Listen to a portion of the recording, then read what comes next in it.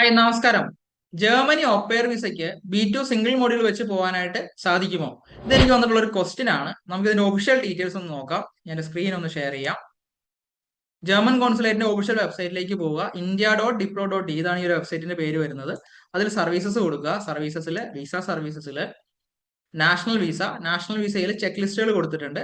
Check ലിസ്റ്റിന്റെ അകത്ത് employment കാറ്റഗറിയിൽ ഔപ്പേർ കാറ്റഗറി എടുക്കുക. ഔപ്പേർ കാറ്റഗറിയിൽ നമുക്ക് ഇതിന്റെ ഡീറ്റെയിൽസ് നോക്കാം.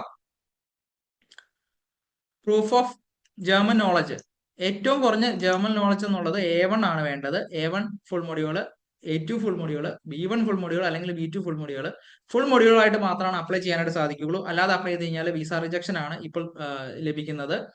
അതുപോലെ തന്നെ നിങ്ങളുടെ ലാംഗ്വേജിന്റെ വാലിഡിറ്റി 1 ഇയറിനുള്ളിൽ താഴെ ആയിരിക്കണം. അല്ല എന്നുണ്ടെങ്കിൽ നിങ്ങൾക്ക് വിസ ലഭിക്കുന്നതല്ല. ഇന്നത്തെ ഈ വീഡിയോ നിങ്ങൾക്ക് പ്രയോജനപ്പെട്ടുവെങ്കിൽ ഫോളോ ചെയ്യുക. കൂടുതൽ വിവരങ്ങൾക്ക് ഞങ്ങളെ കോൺടാക്ട് ചെയ്യാവുന്നതാണ്. വിസ റിജക്ഷൻ ഇല്ലാതെ ജർമ്മനിയിൽ പോകാൻ ആഗ്രഹിക്കുന്ന വ്യക്തിയാണെന്നുണ്ടെങ്കിൽ ഞങ്ങളെ കോൺടാക്ട് ചെയ്യാവുന്നതാണ്. Thank you all.